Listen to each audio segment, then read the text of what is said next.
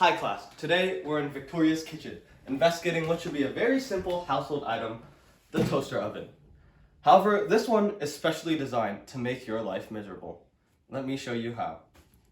This toaster oven looks straight out of the 50s. It has 3 knobs with its own distinct purpose. It has a simple door that opens with a handle, and an unclear power button or indicator on the bottom right here. However, when we start actually using the toaster, it is clear that this toaster oven fails in its purpose. Let's take a simple bagel. The goal is to heat up or toast this food item. The task to achieve this goal is to actually use our toaster oven. However, the workflow is a little bit confusing, and it's easy for users to make missteps along the way. My first step here is to take the bagel out of the freezer. Then, I would remove all surrounding plastic or metal around the food item. While this step may feel like common sense to many people, it is actually up to the user's discretion. If I were to fail to complete this step, there would be nothing on this toaster oven to prevent me or warn me about putting it in. And that could potentially put this apartment at risk. The next step after removing the plastic from the food is to actually put it into the toaster oven. But this is where things get interesting. To begin toasting my food, I must first turn the top knob to my desired temperature setting. While there are nice icons to direct users to the correct selection when broiling or toasting, there are otherwise no indicator of what may be an appropriate temperature for any other options, like my bagel. But from prior experience, we know that toast is the best setting to use for a bagel, and we get a nice feedback in the form of a click to let us know we've selected it. Some might think that the toaster is on after this step. However, there is no feedback to let the user know whether this is true or false, and nothing signifying that there is, in fact, a next step. This may cause the user to stare at the toaster, waiting for it to heat up when it never does. Once the user realizes this, they are left with 2 knobs with seemingly indistinguishable labels and purposes.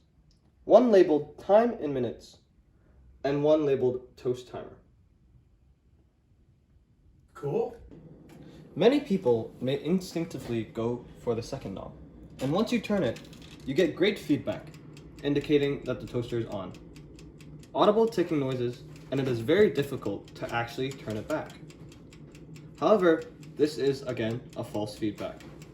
If users simply listen to the feedback, they'd once again stare at their food, waiting for the food to finish toasting, and open up to a frozen bagel. Only when I turn the third knob do I find what I was looking for all along. Upon looking at the third knob, it becomes clear that the toast icons match up with the ones from the first knob. And this is the correct knob to turn. Now, I must turn the final knob to the desired setting using these toast visual icons, although I'm toasting a bagel. And now, we get the feedback of a blue light in the bottom right corner, finally correctly indicating that the toaster is on. There are so many things wrong with this step. It doesn't have correct mapping, and it doesn't utilize the proximity principle correctly, as it feels very natural to move from the toaster setting knob to the timer below it. Additionally, it doesn't have any visual indicators, letting us know that after we select the toast functionality, we should skip to the third knob, as opposed to the second knob, which is used for any other function. More generally, it doesn't have any description for these 2 knobs, letting us know what they do, which could have avoided this confusion in the first place. On the bright side, once we turn this knob, we get great and audible feedback in the form of ticking. And now we wait. Depending on how hungry you are, this step might be a pain point, as it brings restlessness, or a bright point, as it means freedom. Once it's done, we'll hear the great feedback of a ding, letting us know that the food in the toaster oven is ready. One good bright point here is that the handle is insulated in such a way that even though the toaster oven itself might be hot, the handle isn't, allowing us to easily open the door and grab our hard-earned toasted bagel. Next, we have our final step, and the greatest bright point of them all, eat.